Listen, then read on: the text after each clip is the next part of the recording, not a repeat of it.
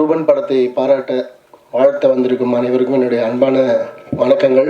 பத்திரிகையாளர்கள் அனைவருக்கும் என்னுடைய வணக்கங்கள். நல்லா இருக்குது சார், டைட்டிலே ரொம்ப நல்லா இருக்குது. ரூபன் ஒரு கடவுள் சம்மந்தப்பட்ட படம், ஐயப்பன் சம்மந்தப்பட்ட படம், 2 ஸ்டேட்டில் இருக்கிற ஒரு பெரிய கடவுள். அவர் சார் சொன்ன மாதிரி, டேரக்டர் சார் சொன்ன மாதிரி விஷுவல்ஸ் ரொம்ப சூப்பராக இருக்குது. நான் ஏற்கனவே என்னை தனியாக சந்தித்து நான் டீசர் ட்ரெய்லர் காட்டினாங்க. அதை விட இங்கே ஸ்க்ரீனில் பார்க்குறப்ப, இந்த சிஜியோட பார்க்குறப்ப ரொம்ப குவாலிட்டியாக இருக்குது. மொத்த டீமுக்கும் என்னுடைய மனமார்ந்த வாழ்த்துக்கள். இன்னும் நல்ல ப்ரமோஷன் பண்ணி இந்த படத்தை ரிலீஸ் பண்ணியிருந்தா இது வந்து ரொம்ப ஒரு பெரிய வரவேற்பை பெற வேண்டிய ஒரு படம். இன்னும் 2 நாள் தான் இருக்குது எலெக்ஷனுக்கு அப்புறம். எலெக்ஷன் அன்றைக்கி ரிலீஸில் சார், கரெக்டாக எலெக்ஷனுக்கு அடுத்த நாள் ரிலீஸ். ஸோ மக்கள் வந்து இந்த படத்துக்கு வந்து பெரிய ஆதரவு கொடுக்கணும். இந்த மாதிரி படங்கள் பார்க்கறதுக்கு நிறைய மக்கள் இருக்காங்க தமிழ்நாட்டில். அவங்களுக்கெல்லாம் இந்த மாதிரி ஒரு படம் வந்திருக்குன்னு கொண்டு போய் சேர்க்கணும். அது இந்த டீம் தான் இன்னும் கொஞ்சம் எக்ஸ்ட்ராவாக ஹார்ட் ஒர்க் பண்ணி கொஞ்சம் ப்ரமோஷன் அதிகமாக பண்ணுங்கள். குழந்தைங்களெல்லாம் உள்ளே கூப்பிட்டு வந்து பார்ப்பாங்க. ஃபாரஸ்ட்டில் எடுத்திருக்கீங்க, விஷுவல்ஸில் வந்து புலி இருக்குது. ஐயப்பனோட விஷுவல்ஸ்லாம் அந்த ஃபயரில் பார்க்குறப்ப, அந்த நெருப்பின் வடிவத்தில் பார்க்குறப்ப நிஜமாலே கூஸ் பம்ப்ஸ் இருந்தது. ஸோ குழந்தைங்களை உள்ளே கொண்டு வந்து பார்ப்பாங்க இந்த படம். மக்கள்கிட்ட கொண்டு போய் அதிகமாக சேர்க்க வேண்டியது இந்த டீமோட வேலை. ஸோ இந்த இடத்துல நான் அது ஒரு கோரிக்கையாக வச்சுக்கிறேன். அண்ட் அப்புறம் பத்திரிகையாளர்களுக்கு படம் பார்த்துட்டு படத்தை விமர்சனம் எழுதுகிறப்போ கொஞ்சம் நீங்கள் ஹெல்ப் பண்ணி கொஞ்சம் சப்போர்ட் பண்ணுங்கள். புது டீம், இவங்க புதுசாக வந்திருக்காங்க சினிமாவுக்கு. ஹீரோ இப்போ தான் அப்கமிங்கில் இருக்கார். அவர் விஷுவலாக அவ்வளோ பிரம்மாண்டமாக இருக்கார். இங்கே ரொம்ப சாஃப்டாக இருக்கார் பார்க்க. விஷுவலாக கிராண்டாக இருக்கார். மியூசிக்கும் அவங்களுக்கு என்ன பட்ஜெட் இருக்குமோ அந்த பட்ஜெட்டில் பண்ணியிருக்காங்க. டேரக்டரும் ஃபஸ்ட்டு படம் பண்ணுறாரு. ஸோ கிராஃப்ட் கொஞ்சம் சுமாராக தான் இருக்கும். ஸோ நீங்கள் பார்த்து சப்போர்ட் பண்ணுங்கள். ஏன்னா இங்கே தமிழ் சினிமாவில் இப்போ கிராஃப்ட்டை பற்றி அதிகமாக பேச ஆரம்பிச்சிட்டாங்க. இதே ஸ்டேஜில் ஒரு 4 நாளைக்கு முன்னாடி ஒரு பெரிய டேரக்டர், ஒரு தமிழ் சினிமாவை தாங்கி பிடிச்சிட்டு இருக்காரு அந்த டேரக்டரு. ஸோ யாருக்கும் இங்கே கிராஃப்ட் பண்ண தெரியல அப்படின்னு ஓப்பனாக பேசியிருக்காரு. அவர் வந்து சூப்பர் ஸ்டாருக்கு படம் பண்ணிட்டாரு. அவருக்கு பெரிய பெரிய பட்ஜெட் வரும். அவருக்கு கிராஃப்ட் நல்லாவே வரும். இப்போ ஃபஸ்ட்டு படம் பண்ணுறவங்க, அதுவும் ஒரு வலதுசாரி சிந்தனையிலேருந்து கடவுள் சார்ந்து ஒரு படம் பண்ணுறவங்களுக்கு எப்படி வந்து அந்தளவுக்கு பட்ஜெட் வரும், நீங்கள் எப்படி உங்களுக்கு ஈக்குவலான ஒரு கிராஃப்டை வந்து அவங்ககிட்டேருந்து எதிர்பார்க்க முடியும்? ஸோ ஒரு முதல் படம் பண்ணுற இயக்குனருக்கு வந்து அந்த படம் பண்ணுறது எவ்வளோ கஷ்டம்னு அவனுக்கு தான் தெரியும். அவன் எங்கேயோ ஒரு கிராமத்துலேருந்து வந்து இங்கே கஷ்டப்பட்டு ஒரு ஃபஸ்ட்டு படம் அப்படி தான் இருக்கும். ஏன்னா அந்த அன்றைக்கி மேடையில் பேசின இயக்குனரோட முதல் படத்துலேயும் கிராஃப்ட்னா என்ன அப்படின்னு மக்கள் பார்த்து அவங்க பாராட்டி தான் அவர் வந்து வந்திருக்காரு. அப்புறம் ஸ்டேஜில் வந்து இங்கே வர படங்களுக்கெல்லாம் கிராஃப்ட் இல்லைன்னு சொல்கிறது ரொம்ப தப்பு. ஸோ பத்திரிகையாளருக்கு நான் ஒரு கோரிக்கையாக இதை வச்சுக்கிறேன்.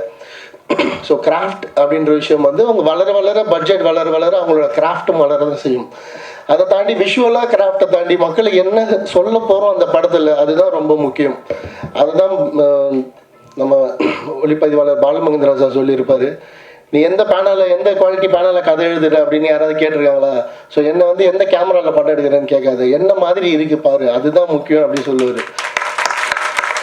ஸோ என்ன சொல்ல வரோம் சினிமாவில், எங்களுக்கு கிராஃப்ட் தெரியுது தெரியல அதெல்லாம் தாண்டி நாங்கள் சொல்கிற விஷயங்கள் இந்த மண்ணுக்கு பயன்படுத்த, இந்த மக்களுக்கு பயன்படுத்த, இந்த மக்களோட பிரச்சனையை சினிமாவில் பேசுகிறோமா, இந்த மக்களுக்கு தேவையான விஷயத்த கன்வே பண்ணுறோமான்றது தான் பார்க்கணும். அதுதான் எங்களுக்கு தெரிஞ்ச கிராஃப்ட். ஸோ என்னோட படம், நான் பண்ண படம், அவங்க மோஸ்ட்லி என்ன எடுத்து அதெல்லாம் பேசினாங்க. நான் பார்த்து அவங்க அடிக்கடிக்கு மீட்டிங் போடுறப்பெல்லாம் நான் என்ன சார்ந்து இருக்கிற சில இயக்குனர்கள் அவங்க மாதிரி பண்ணுறத வலதுசாரி சிந்தனை படங்களை தான் அப்படி அப்பப்போ கவுண்டர் பண்ணி பேசுவாங்க. ஸோ இங்கேருந்து வளர்ந்து வர வலதுசாரியிலேருந்து இப்போ தான் சினிமா பேச ஆரம்பிச்சிருக்கு. ஸோ அதே வந்து இங்கேயே அவங்க வந்து எப்போ பார்த்தாலும் அதை கலாய்ச்சிட்டு பேசுகிறது வருத்தமாக இருக்குது. அது நீ உங்கள் வேலையை பாருங்கள், எங்கள் வேலையை பார்க்குறோம். எதுக்கு பயம், எதுக்கு மேடை போட்டு எப்போ பார்த்தாலும் அந்த 100 முகங்களை தான் திரும்ப கேள்வி கேட்டு அதுக்கு பதில் சொல்லி அதை வந்து ப்ரமோட் பண்ணிட்டியா? அதெல்லாம் நீங்கள் உங்கள் வேலையை பாருங்கள். இங்கே படம் பண்ணுறவங்க இங்கே படம் பண்ணுறோம். மக்கள் வந்து எது நல்ல படமோ அதை வந்து மக்கள் பார்க்க போகிறாங்க. ஸோ கிராஃப்டை பற்றி சினிமாக்குள்ளே பேச வேணாம், பத்திரிகையாளர்கள் பேசட்டும். ஸோ சப்போர்ட் பண்ணுங்கள் இந்த படத்துக்கு. அண்டு அன்றைக்கே வந்து சூப்பர் ஸ்டார் பற்றியும் அன்றைக்கி ஒரு நக்கலான கமெண்ட் இருந்தது. அது பார்க்க ரொம்ப வருத்தமாக இருந்தது. ஏன்னா அவர் வந்து படம் கொடுக்கலன்னா இன்றைக்கி வந்து நீங்கள் இவ்வளோ பெரிய கூட்டம் கூட்டி நீங்கள் வந்து இப்படி ஒரு ஆளாக உருவாகிருக்க முடியாது. ஸோ அவரை வந்து அரசியல் தெரியாமல் தான் அந்த படத்தில் நடித்த மாதிரி அவ்வளோ நக்கல் நையாண்டி பண்ணதெல்லாம் ரொம்ப வருத்தமாக இருந்தது பார்க்க. எங்களையாவது சித்தாந்த ரீதியாக இருக்கிறீங்க, அவர் வந்து உங்களுக்கு வாய்ப்பு கொடுத்து உங்களை வளர வச்ச ஒரு மிகப்பெரிய ஒரு ஆன்மீகவாதி. அவர் எல்லாருக்கும் பிடிக்கும் அவரை. இந்த சமீப காலமாக தான் அவரை பற்றி நிறைய விமர்சனம் வர ஆரம்பிச்சது. அது காரணம் எல்லாம் உங்களுக்கே தெரியும்.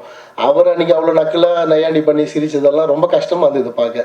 சுத்தமாக எனக்கு முதல் படம் கொடுத்த ரிச்சர்ட் சார் வந்து எனக்கு நான் பழையவனார்பேட்டை சரியாக போகிறதுக்கப்புறம் திரௌபதி பண்ணுறப்ப ரிச்சர்ட் சார் எனக்கு வந்து ஃப்ரீயாக நடிச்சு கொடுத்தாரு. அவரும் அப்போ வளர்ந்து அவர் நிறைய படங்கள் பண்ணி அவர் ஒரு வெற்றியாக வெயிட் பண்ணிட்டு இருந்த ஒரு ஹீரோ.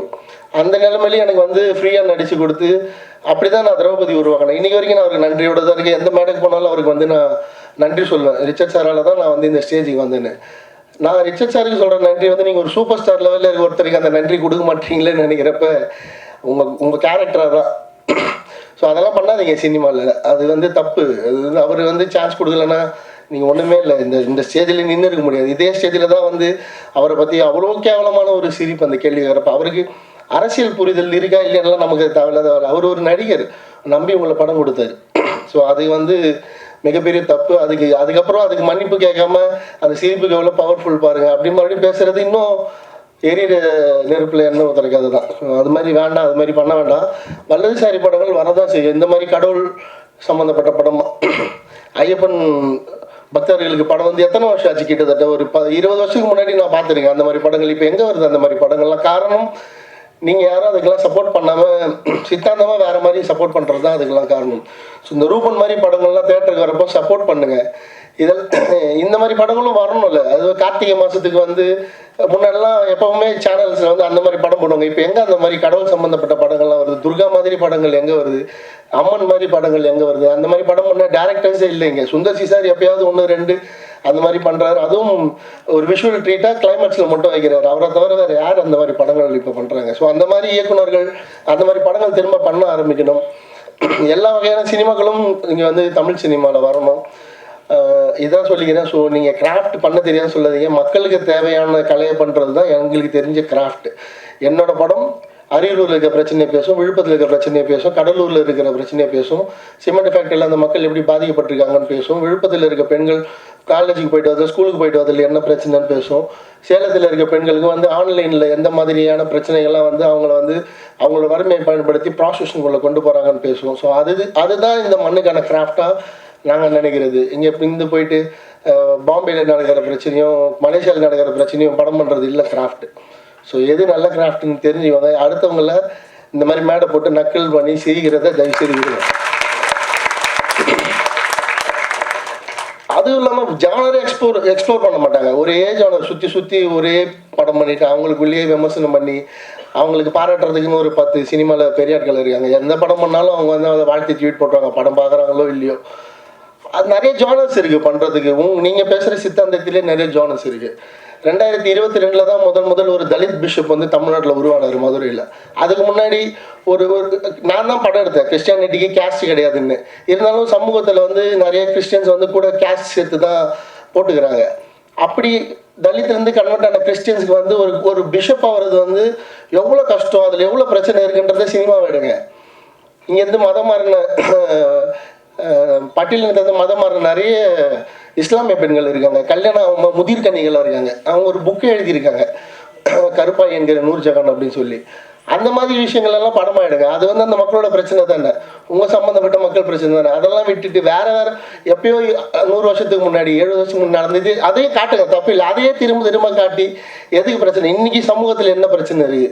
உங்களை சுற்றி இருக்கிற நிறைய பேருக்கு நிறைய தேவை இருக்குது. பொல்யூஷன் பிரச்சனை இருக்குது, நிலத்தை பிடிங்கிறாங்க, நிறைய பஞ்சமி நிலங்களை நிறைய பேர் வந்து பிடிங்க வச்சுட்டு திருப்பி தரமாக இருக்காங்க. அந்த மாதிரி எவ்வளோ பிரச்சனை இருக்குது. அந்த மாதிரி ஜானர்லாம் எக்ஸ்போஸ் பண்ணுங்கள்.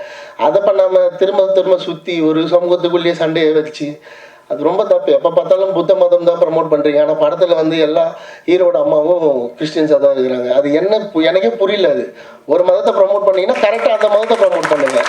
இதில் நிறைய உள்ள சினிமாக்குள்ளே பிரச்சனை இருக்குது. இவங்க பண்ணுற அந்த அரசியலுக்கு நிறைய ஃபண்டு தராங்க. அதெல்லாம் பேசுனா சினிமாக்குள்ளேயே சண்டை போடுற மாதிரி ஆகிடும். அவங்க பேசுனது ரொம்ப வருத்தமாக இருந்தது. அதை வந்து ஒரு பதிவாக பண்ணிடுறேன். ஸோ இந்த மாதிரி புது படங்கள் கஷ்டப்பட்டு அவங்க ஒரு ஊர்லேருந்து ஒரு 10 பேர் சேர்ந்து காசு போட்டு படம் பண்ணி தெரிஞ்சோ தெரியாமல வந்து படம் பண்ணிடுறாங்க. அது விஷுவலாக பார்க்குறப்ப நிஜமாலே அந்த வைப் இருந்தது.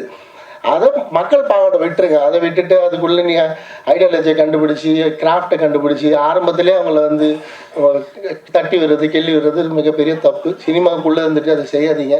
இன்றைக்கி சினிமா எப்படி இருக்குது இந்த வருஷம் ஒரு படம் கூட ஹிட் ஆகலை இந்த வருஷம் இது வரைக்கும் எல்லாருக்குமே தெரியும். ஸோ சினிமா நல்லா இருக்கணும்னா சினிமாக்குள்ளே இருந்து எல்லா படத்தையும் சப்போர்ட் பண்ணுங்கள், ஐடியாலஜிக்கலாக படத்தை சப்போர்ட் பண்ணாமல் நான் சொன்ன ஜானரில் நீங்கள் படம் பண்ணுங்கள், நான் வந்து உங்கள் கூட நின்று ஸ்டேஜில் நின்று உங்கள் படத்தை வாழ்த்துறேன். ஸோ ஐடியாலஜிக்கலாக மட்டும் படம் பண்ணாமல் மக்களுக்கு என்ன தேவையோ அந்த மாதிரி படங்கள் பண்ணுங்கள். சொல்லணும்னு தோணுச்சு, நிறைய இதில் தப்பாக கூட இருக்குது. ஏன்னா வந்து ஒரு சாரருக்கு எதிராக திருப்பி கொண்டு போவாங்க இதை வச்சு. நான் அந்த மாதிரி ஆளுலாம் இல்லை, எனக்கு என்ன தோணுதோ நான் வந்து அதை ஸ்ட்ரெயிட்டாக பேசுவேன், கரெக்டாக பேசுவேன்னு நினைக்கிறேன்.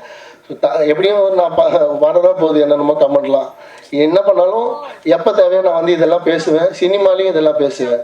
ஸோ நான் இருக்கிற வரைக்கும் நீங்கள் உங்கள் இஷ்டத்துக்கெல்லாம் பேசிட்டுலாம் இருக்க முடியாது. இந்த படம் மிகப்பெரிய வெற்றியடைய என்னுடைய மனமார்ந்த வாழ்த்துக்கள். தொடர்ந்து படம் பண்ணுங்க, இதில் நடந்த தப்பெல்லாம் சரி பண்ணிட்டு அடுத்த படம் பெருசாகி கொடுங்க. இந்த டீமுக்கு, மியூசிக் டைரக்டருக்கு, கேமராமேனுக்கு, டேரக்டருக்கு, ஆர்ட் டைரக்டருக்கு, ஒர்க் பண்ண அத்தனை அசிஸ்டன்ட் டைரக்டர்ஸ், அசிஸ்டன்ட் கேமராமேன், இந்த ப்ரொடியூசர்ஸ் எல்லாருக்கும் என்னுடைய மனமார்ந்த நன்றிகள், வாழ்த்துக்கள். தேங்க்யூ. நன்றி சார்.